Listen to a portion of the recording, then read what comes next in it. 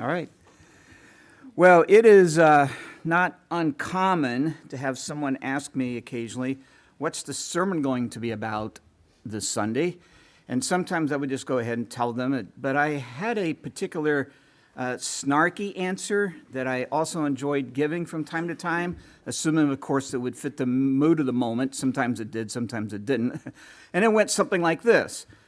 Some of you have heard it. The effects of Nestorianism upon missionary efforts in eastern India during the last half of the 8th century. And the response would be pretty predictable, something like, oh, too bad we'll be out of town.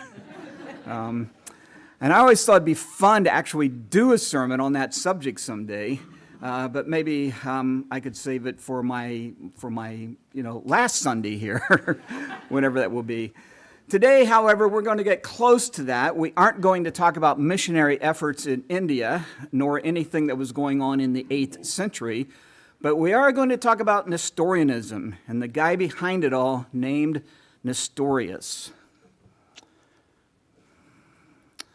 Now, the question that would naturally come to mind here at this point would be, what does any of this have to do with Christmas?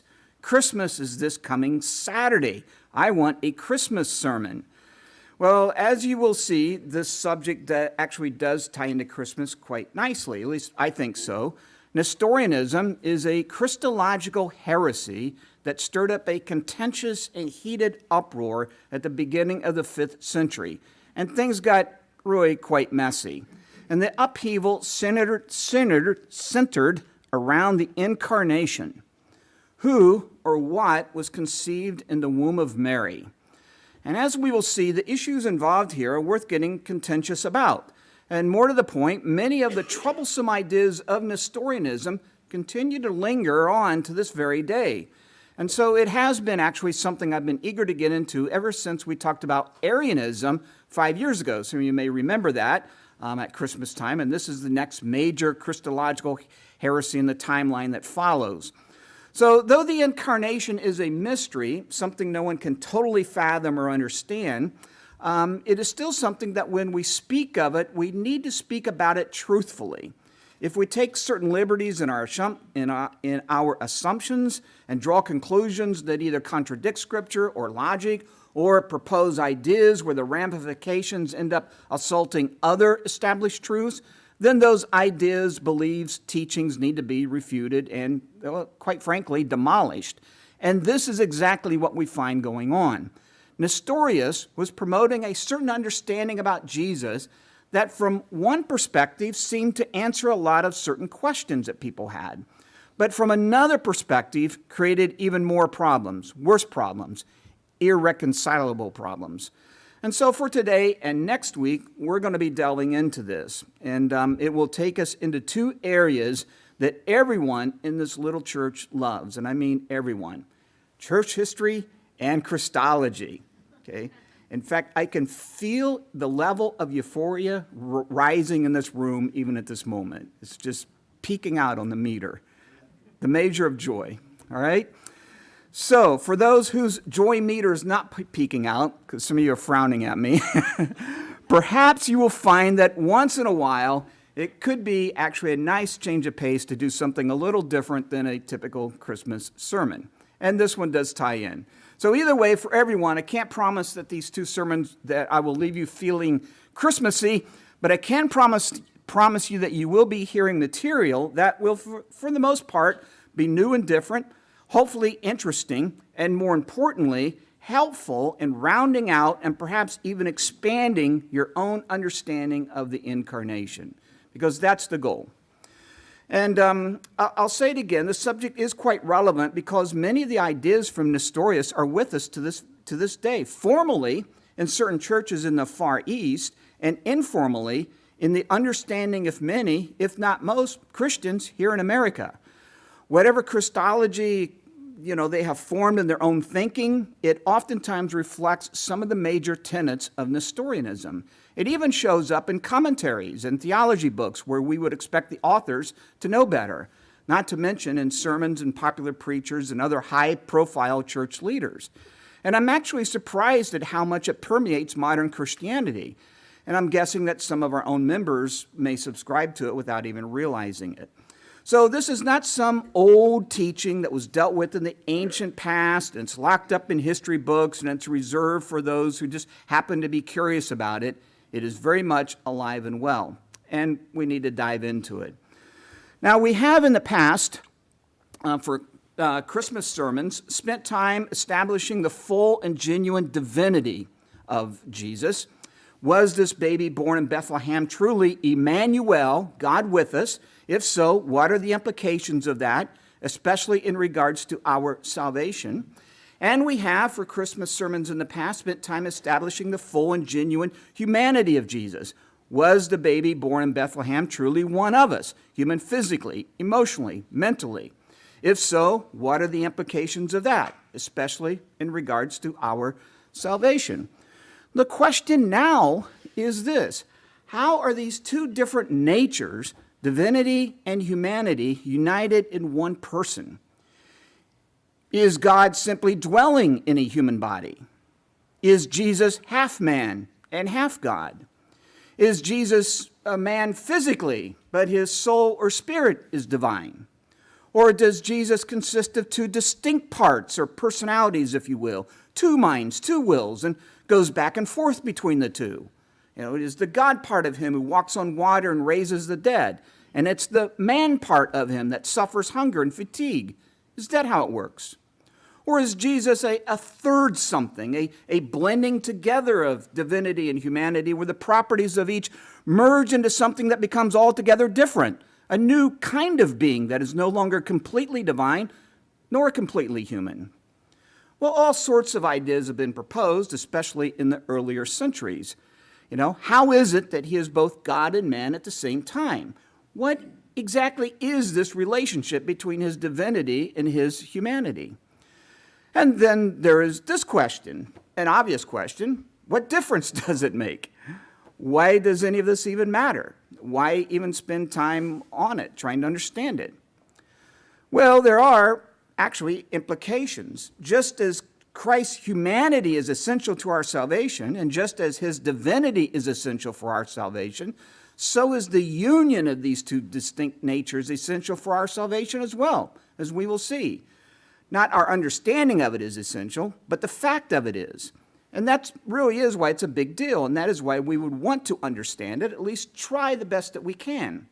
Indeed, the early church fathers recognized the implications of all of this, and it's the reason that the debates about it 1,500 years ago were so intense and combative. It was all about the implications. What's the implications of what Nestorius was teaching? And the arguments used way back then and all of that are still very much valid today. They're still relevant. They're still worth knowing. So I'm going to break this two-part series into basically 4 parts here. In part 1, we're going to have to sort of set things up. If you will remember the points we made about narratives a few weeks ago, well, Nestorianism is part of a church history narrative that involves a scene, a setting, characters, and so on. And we'll need to take a little time on the background so that we can better appreciate all that happens. In part 2, we'll get into the history itself. We'll get into the actual events, including the politics and the maneuvering and the power plays and the arguments and all that fun stuff. Unlike the Nicene Council, if you will remember, that condemned Arianism, we don't have any fistfights, at least that we know of. Speaking of which, here is an image of St. Nicholas of Milan, the figure behind our modern-day Santa Claus. It's like my favorite graphic of him ever. How many remember the story? Remember the story, St. Nicholas? All right. So we don't have that this time around, but things do get quite contentious nonetheless, and I think the whole thing is rather interesting. And all this is because the two people at the center of this debate, they are less than charitable. I'll just put it that way.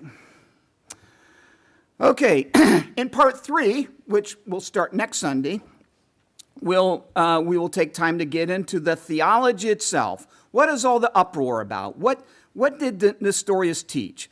And we'll follow that with, well, what's the problem with it? What are the implications? And finally, in part 4, how is the, or part 5, how is the incarnation of Jesus to be understood? And perhaps more importantly, how is it not to be understood? What fits within the parameters of orthodoxy? And I'm going to do my best here to keep the balance between, simplifying all this stuff so much that it becomes virtually unhelpful to getting so technical that it becomes hard to follow. It's kind of a difficult balance, but I'll try for that. Today, I will say that it's the easier one. This is basically going to be a story time. You can just kind of sit back and listen to it. But next week, we got the grunt work to do. It's going to be a little bit more difficult. But it may be helpful to know that for these two teachings, and they're not really sermons, I'd call them more like lessons, that the audience that I'm targeting here and that I have in mind for this is just right down the middle, the average church member here. This is not geared for those who are more academic-minded or for those who like church history or for those who enjoy theology and so on. This really is for everyone, though the subject can be a little intimidating. What we're going to be doing here today and next week are just the basics, just 101. It's just like an introduction. But because the material will be pretty much new for the most part, it will require effort to stay with it. So you can't let your mind drift off. But in the end, it will be worth the effort, or you'll get your money back. There's my guarantee. All right. Amen? All right, good. I need lots of amens today because the elders told me that my end-of-year bonus is dependent upon how many amens I get, and I'm way behind. So we've got to make it up the next couple weeks here. And next week, hopefully there'll be time. I'm apprehensive about this, but I'll just put it out there. We may take questions, so keep that in mind as we work through the material. If you have something, we might be able to tackle it. All right, let's get at it. And we'll begin by setting the scene. We will use a simple timeline to put the chronology in perspective from the last part of the 1st century to the early part of the 4th century, about a 250-year period. Much of the church's attention is given to that of surviving persecution. We've been through this before. And so any theological disputes that might have erupted during this time, most of them were handled on a local or regional level. Even heresies during this time didn't really spread like wildfire. And this, of course, was largely due to the hostile climate that the early church found itself in. Believers were sort of, like locked down in the catacombs, to say. But this changed when the Emperor Constantine, who looked upon the Christian faith favorably, legalized Christianity in 313. And once the threat of persecution ended, church leaders from all the various regions of the empire were able to enjoy open communication and interaction with each other. And they saw themselves as one, universal church. And so they were eager to all get on the same page. And with everything from, the ordination of clergy to when certain holy days are to be observed, to how to deal with traitors of the faith who now want to be restored, to matters of doctrine and theology. Out of the catacombs, now into the open. And doing so not just with the permission of the empire, but oftentimes with their assistance, and eventually, as we will see, with their direct involvement. The first big challenge, as you will remember, was this pastor named Arius, who claimed that Christ was divine, but that his divinity was a different kind of divinity than that of the fathers. He was created by the Father, and therefore a lesser kind of deity. But as we all know, deities aren't created. That's what distinguishes a deity from a creature. So we're not going to take time now to review all that, but in the end, his teachings, known as Arianism, were condemned at the Council of Nicaea in 325. Later, another council was convened, this time at Constantinople in 381, which fashioned the decisions of Nicaea into a creed that we know as the Nicene Creed. Okay, we use it here. And this pretty much ended the threat of Arianism, at least as a mainstream movement within Christianity. And it also condemned a heresy known as Apollinarianism, which taught that Jesus had a human body, a human lower soul, appetites and emotions, but a divine higher soul, mind, will, and spirit. Essentially, Jesus was 2 parts divine, 1 part human. Arianism was condemned for denying the completeness of Christ's divinity. Apollinarianism was condemned for denying the completeness of Christ's humanity. These councils and there were actually a total of 7 that were held in the first millennium, were each a really big deal in the early church. They had the same kind of weight in sorting out theological disputes as our Supreme Court today has with sorting out and ruling on major legal issues. So contrary to what is typically thought, the bishop at Rome, whom today we know as the Pope, did not carry the final word. He was just one of many bishops who contributed to the discussions that took place in these councils. There were local councils that dealt with local matters and disputes, and there were what we call ecumenical councils that dealt with major matters and major disputes that affected all the churches over all the empire. And the word ecumenical simply means promoting unity, especially globally. The idea, of course, was to model what took place in Acts 15, if you remember that, with the Jerusalem Council, where the apostles and other church leaders met to sort out the controversy over circumcision.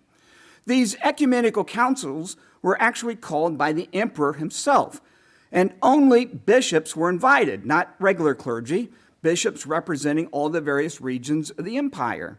So it all sounds like a great plan, and generally speaking, it worked fairly well, but not everybody who came to these council meetings had the best intentions in mind. Some had personal agendas, and they would try to push those through, claiming that they had the biblical position on the matter. And this will become a factor in the third council that will be held in Ephesus in the year 431, the council that we will be talking about this morning. This council was held to settle a theological controversy brought on by Nestorius, the Patriarch of Constantinople. And this is no small matter given his lofty position as a patriarch. So, kind of need to explain this. For the first 1,000 years, churches were under the oversight of 5 different head bishops, supervising bishops, archbishops, namely patriarchs or fathers. Each one had oversight over a pretty large region involving countless churches. Christians answered to their clergy, clergy answered to their bishops, bishops answered to the patriarchs. Patriarchs had a lot of authority, a lot of influence, not just in the church, but politically as well. So let's just work through this because it's all important for what we're going to be talking about. We have a patriarch at Rome, there in the red, at Constantinople in the blue, the city that the emperor named after himself, Antioch, there in the green, Alexandria in the black, which was like the intellectual hub of the day, and Jerusalem, there in the yellow. So again, kind of just need to talk about this a little bit because it has a bearing on our events. The patriarch at Rome was given more honor because Rome was the original seat of the Roman Empire. And according to church tradition, Rome is where the Apostle Peter himself was martyred. And according to church tradition, every bishop there could trace their calling or ordination back through a succession of previous bishops all the way back to Peter. And so whoever served as the patriarch at Rome had a special place of honor, but he was still equal to the others. He may have been the first among equals, but he was still an equal. So when I refer to him today, do not bring to mind the picture of a modern-day pope. It wasn't really like that back then. Then, or now to the patriarch at Constantinople. Okay, everyone follow me so far? All right. He often rivaled the bishop at Rome. The two of them were not always chummy with each other, mostly because Rome was irritated by the power he had. Constantinople had become the new capital of the empire. The emperor now had moved his palace there. Rome was old. It was in a state of decay. It was deteriorating. While Constantinople, on the other hand, was new and exciting and thriving. It had citywide Wi-Fi and Apple stores and Tesla dealers and Starbucks. In fact, the whole eastern part of the empire was at this time healthier, safer, and more prosperous than the western part. Rome and the churches in the west were having to defend themselves against the attacks from the north, and they were losing ground on that. And so it was in the east that Christianity was growing, and the bishops there were like mega church rock stars in comparison to the bishops in the west. And the patriarch at Constantinople, he held the highest place of honor in the east. He was above them all. Indeed, it was a position that all the bishops were hungry, were eager to get appointed to. including the patriarchs of Antioch and Alexandria. And it was this very position that our man of the day, Nestorius, occupied. Okay? Appointed by the emperor himself, a Christian named Theodosius II, who, by the way, assumed the throne at the age of 7. So that may be handy to know in case you are ever a contestant on Jeopardy. Now, anyone who held that position at Constantinople had lots of rivals and was always going to be subjected to a lot of scrutiny. Anything you say will be used against you in the hope of unseating you. And the picture here, in some ways, would be similar to what President Trump had to endure. You know, given how much Trump's enemies resented him, anything he said was turned and twisted and used against him. We saw it all the time. And this is what Nestorius faced. And like President Trump, Nestorius wasn't always careful and often gave his rivals the sort of ammunition they were looking for. Now, in addition to this, there was also some tension between the patriarchs at Antioch and there in the north and Alexandria in the south, and between the clergy of those two cities. And there's ongoing rivalry there as well. We have to talk about that because that plays into to what we're going to be talking about. They weren't necessarily bitter enemies, but they had their differences, including theological ones. As one example, the church leaders of Antioch tended to emphasize the humanity of Christ. The church leaders of Alexandria tended to emphasize the divinity of Christ. And then there were differences in how they understood the unity of these two natures. Antioch stressed that the divinity and humanity are distinct and separate, and tended to avoid concepts that delved into the union of the two. Alexandria, on the other hand, stressed the union, and they would get a bit testy when others would talk about the natures being separate. To complicate matters, when the folks at Antioch used the word we translate as nature, the word to the Alexandrians meant something more like our understanding of the word person, and this resulted in big misunderstandings as well. So, though Nestorius is the patriarch at Constantinople, he's actually from one of these cities. He is from Antioch. He was born there. He was raised there. He was educated there. He was trained for the ministry there. And he has a theology that place fostered. So, as you can see where this is going. Problems are about to erupt. Problems fueled by rivalry, jealousy, ambition, fueled by politics, fueled by differences in theology, differences in vocabulary, and even, as we will see, personalities. Finally, we have the Jerusalem, the city with the fifth patriarch. Jerusalem is not really a factor here. The patriarch is more like a figurehead. Jerusalem was given a patriarch because it was the birthplace of Christianity, so all this was just basically symbolic. And at this point, there aren't that many Christians in this region that it oversees, and the bishop there doesn't appear to ever be a major player in any of these theological disputes in the first millennium. One more thing on the setting, which may prove to be helpful, though there are similarities of the church in the first millennium to the Roman Catholic Church today, there really are huge differences. I mean, that's a whole nother subject for another day, but there are huge differences here. So as we work through the events, try not to conjure up modern day images because it will not prove to be helpful. So with all this background in mind, let's now proceed with those events. And if you can boost my end of year bonus by saying amen. Amen. All right, good. Thank you. We begin in 428 when Nestorius is appointed by the emperor to serve as the patriarch of that cherished spot of Constantinople. Right away, he proves to be impulsive, he's politically mature, he's reckless. Eager to make a great impression, he immediately uses his influence and authority to rid his region of Arians and other groups he found detestable. Things go really south when he ordered for an Arian chapel in his city to be burned down. The fire, however, gets out of control. It spreads and takes a good chunk of Constantinople with it. And a lot of people lost their homes and businesses in that fire. Then there was a time when after one of his Sunday sermons, a couple monks went up to him with questions about what he had preached on. He was irritated by the whole thing and told them to come back the next day, and they did, but Nestorius did not meet with them. Instead, he had his palace guards go out to the gate and beat them up and throw them out.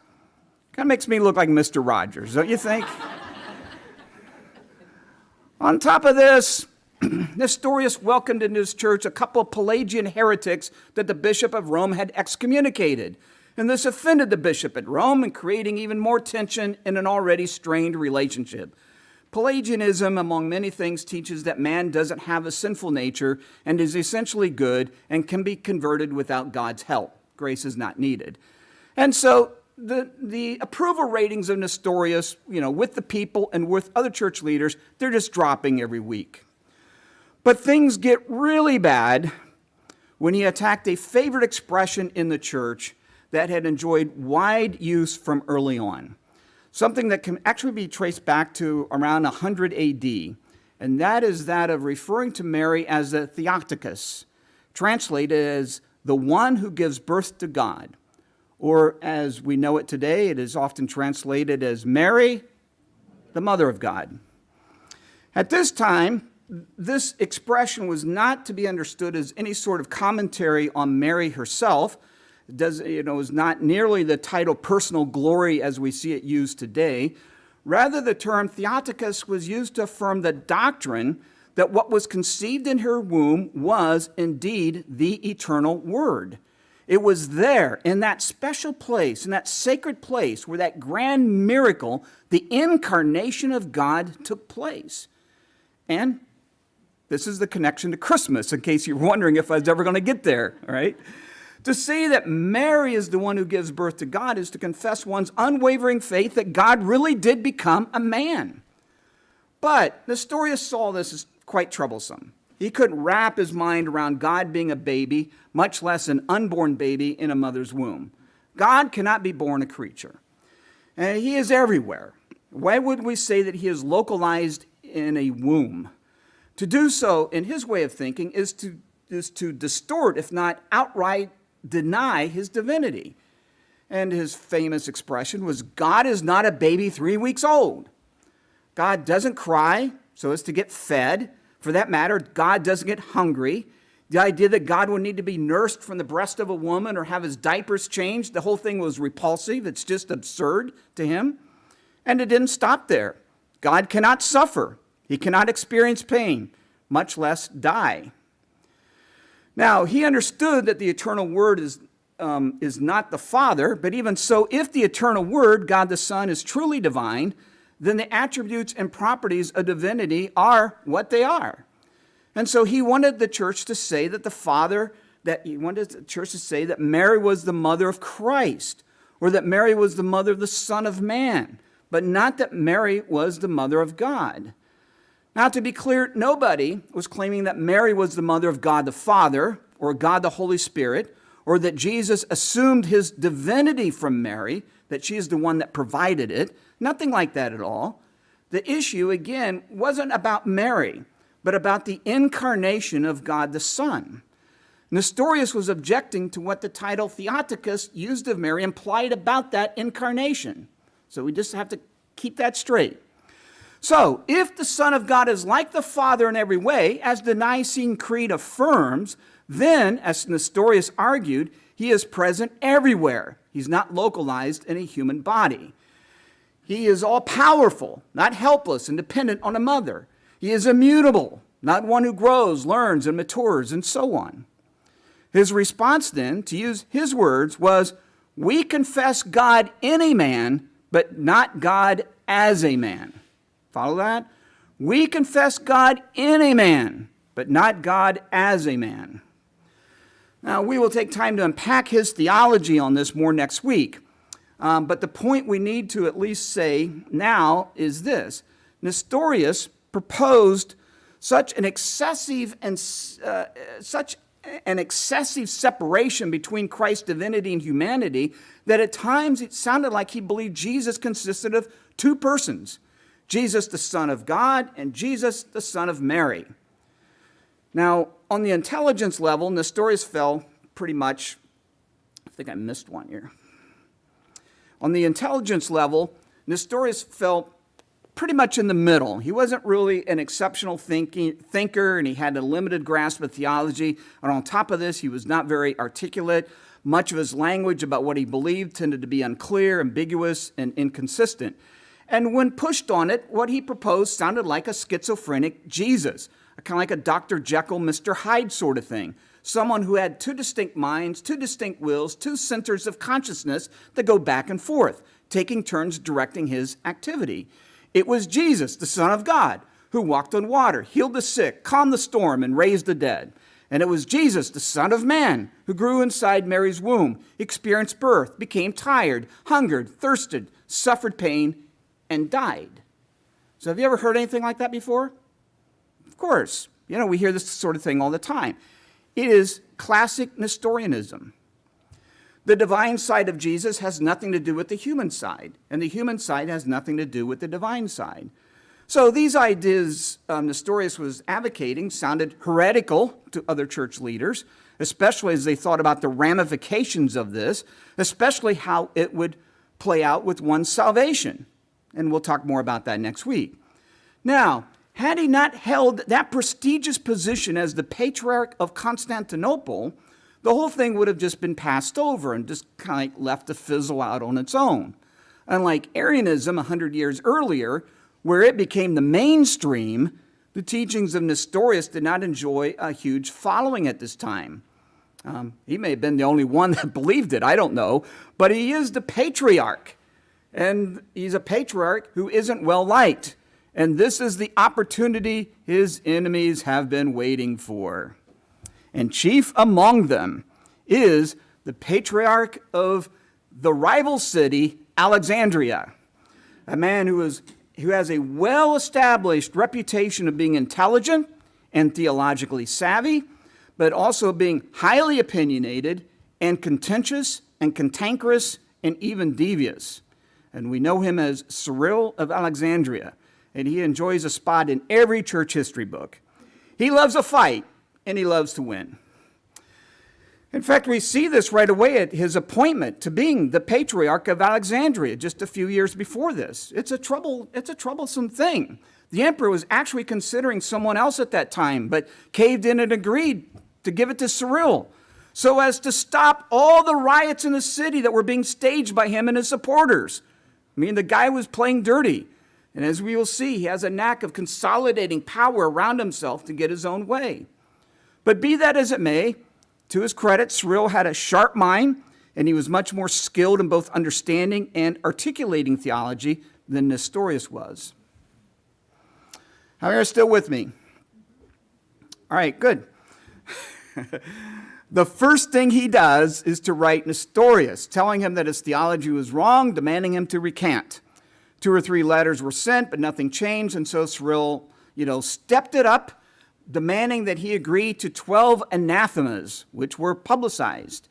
We still have a record of these, each one condemning a particular point that Nestorius was teaching, each one ending with, anyone who does not confess, fill in the blank, let him be anathema. So what does anathema mean? Who can tell me? It literally means damned to hell.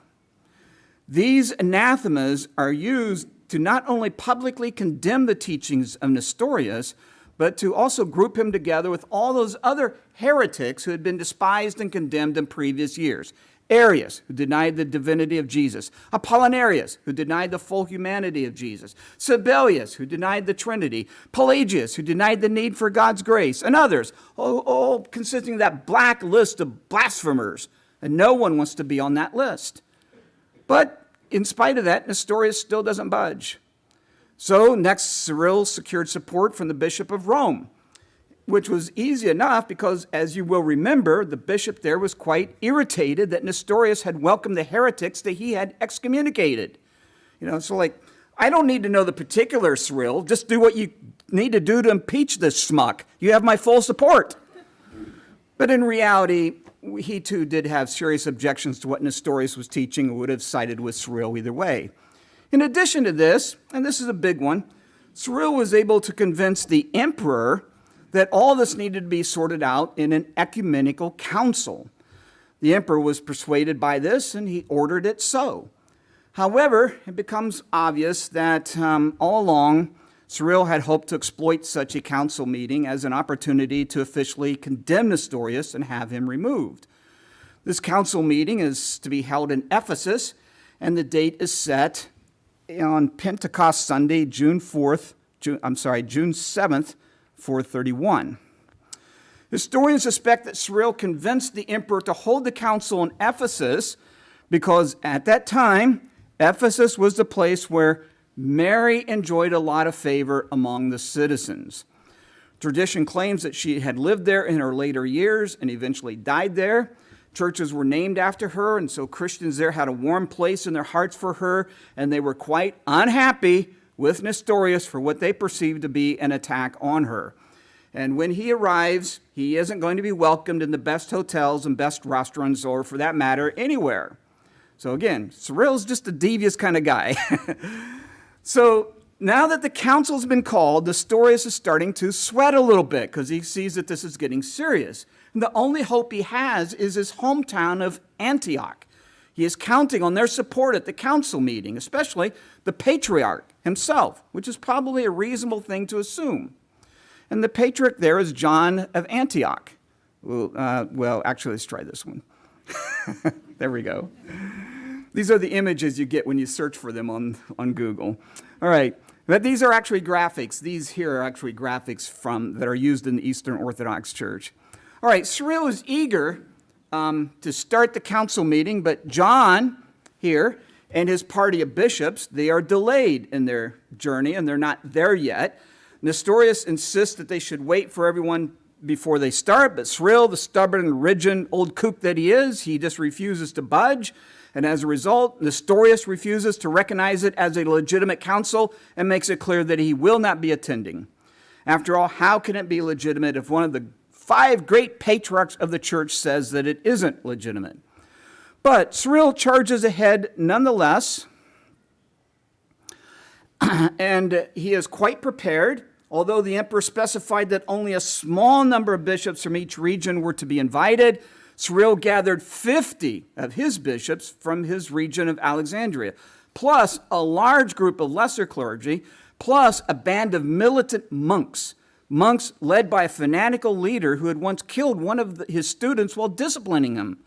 So basically, these monks are nothing more than religious thugs. Cyril, as you see, has stacked the deck. And, he's playing dirty in a number of ways, and Nestorius at this point is pretty much doomed. But when you think about this, who do you root for in this situation? Nestorius is summoned to attend. He doesn't, and then a third time, he still doesn't, but his answer remains the same, not until John of Antioch gets here. But the meeting is called, and as a result, Nestorius forfeits his opportunity to explain his beliefs or to defend himself.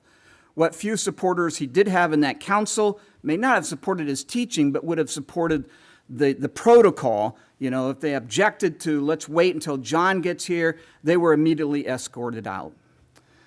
To no one's surprise, Nestorius is condemned as a heretic, loses his place as the Patriarch of Constantinople. He's excommunicated, and his credentials as a bishop are revoked. 200 of the 250 bishops in attendance signed the excommunication, which starts off by calling him the new Judas. For all practical purposes, it was Cyril who summoned the council, Cyril who presided over the council, Cyril who was the accuser, Cyril who was the jury that found him guilty, and Cyril who was the judge that sentenced him. Now, it is possible that they took effort to study and discuss Nestorius' position and analyze the problems before they condemned it. They may have done that, but more than likely, everybody there just simply found Cyril's arguments compelling, and they just went along with him and agreed. Nonetheless, after a long day's work, tough stuff, condemning someone to hell, you're kind of exhausted from that.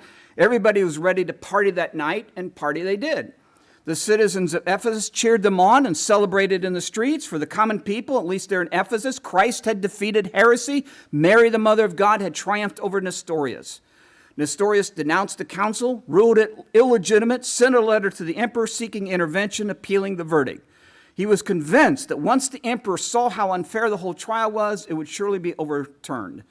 But, they didn't have email back then, and so all this just takes time. While still celebrating, a few days later, John of Antioch and his party of bishops finally arrive. He is not happy. He's not happy they had the meeting without him, and things get rather ugly.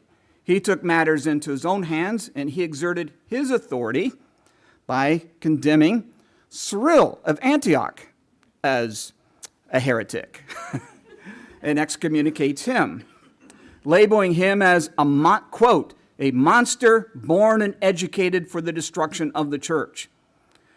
Shortly after this, the delegates from Rome, who were also running late, they now arrive. They had the authority to act on the behalf of the bishop there in Rome. This is no small thing. And since they were supporters of Cyril, they used that authority to condemn and excommunicate John of Antioch. Okay? Essentially, everyone is excommunicating each other. Things are really messy here. All right? And they say Protestants can't get along. Finally, the emperor responds and interjects himself so as to sort it all out. We actually have his head here petrified in stone. It's been preserved all this time. He is furious with Cyril for not holding a fair trial for Nestorius and for not waiting on John of Antioch to arrive, has him arrested. The emperor rebukes him, calling him a proud pharaoh. Cyril is from Egypt, and so the emperor's words there intended to bite. You can put all that together. And in the meantime, Nestorius is vindicated. But it doesn't end there. Cyril's radical gang of militant monks descended upon the emperor's palace, surrounding it day and night in protest, chanting Cyril's 12 anathemas, implying that the emperor himself was guilty of the same heresy of Nestorius for supporting Nestorius. So, eventually the emperor caves in. He releases Cyril, condemns Nestorius as a heretic, sends him away in exile to an Egyptian desert where he will die 20 years later. Shortly after his exile in 433, two bitter enemies, Cyril and John of Antioch, in order to heal the church and under pressure from the emperor, signed a document together called Formula of Union. So like the emperors before him, Theodosius believed that the unity of the empire largely rested on the unity of the church, and this formula of union was, in his mind, a key to that. And this document affirmed that Mary could be called Theotokos as a way of confessing the incarnation of God the Son, and Cyril agreed to drop his 12 anathemas, which had been used as a test of faith to condemn other bishops. Which was good because, quite frankly, some of those anathemas were actually a bit troublesome, going too far in the other direction. An extreme reaction to one extreme is seldom the answer. By the time we get to the early 440s, a new generation now had taken over, and most of the players in this controversy have either died or are no longer involved. There's a new emperor, new patriarchs at Constantinople and Antioch, at Alexandria and Rome. But a new dispute is about to erupt. This one also deals with the union of Christ's humanity and divinity and is advanced by one of Cyril's militant monks named Eutychus, who had been an outspoken critic of Nestorius. And as to be expected, his theology takes what Cyril taught to the next level, proposing a unity of divinity and humanity that actually mutilates the properties and attributes of both natures. And his teachings result in yet another ecumenical council years later in 451. And there are political maneuverings and fights and all the stuff that we come to expect and love. But we'll save that story for another Christmas 5 years from now. All right. In the meantime, Nestorianism survives east of the Roman Empire, and from there it grows and thrives in Asia and beyond. And so here we are. This is the history, which sets things up actually for next Sunday, when we'll take a closer look at the actual theology of Nestorius and the problems with it. Today's just kind of leading into that. Even though the council at Ephesus was anything but a fair trial, as you can see, and in spite of Cyril's ruthlessness, the verdict at the end of the day was a correct one. It's an example where sinful people doing sinful things can still end up getting it right. That happens actually quite often. So next week we will continue with part 2. So When it's all said and done here, I think I had one more. Yeah, we still have major questions that remain unsettled in this. So next week, bring your friends, neighbors, co-workers, and even your cousins for part 2, all right? Guy.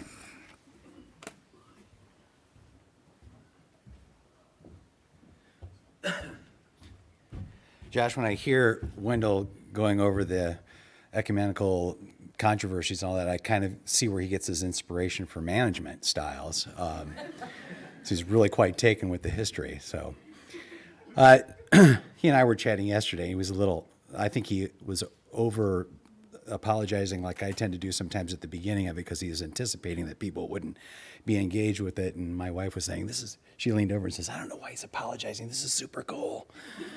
And I think, ultimately he's, and I'm sure this won't steal any thunder for next week, but in the weeds, Roger Olson, who's a theologian and a professor, often said, I think in his Counterfeit Christianity book where he deals with heresies, the tendency for us is to explain away something that we can't hold in tension. And so obviously the elder's job is to get down in the weeds, because in the weeds is where danger lies and where enemies lie and false ideas lie. And then they root into something more dangerous and systemic. And so I think this is why I think this is very interesting, because it forces us to examine more deeply what we need to hold on to and affirm, but not get too far away from that and try to hold something that we think makes sense in our mind, because we can tend to get off of orthodoxy when we hold too tightly to that. So it's a very diligent work to know what we need to affirm and hold, but yet not taking our own presuppositions and our own hang-ups and forcing that into a theological position. So I appreciate the work and everything. Let's stand as I close. May the Lord of peace himself give you peace at all times and in every way. The Lord be with all of you. You are dismissed.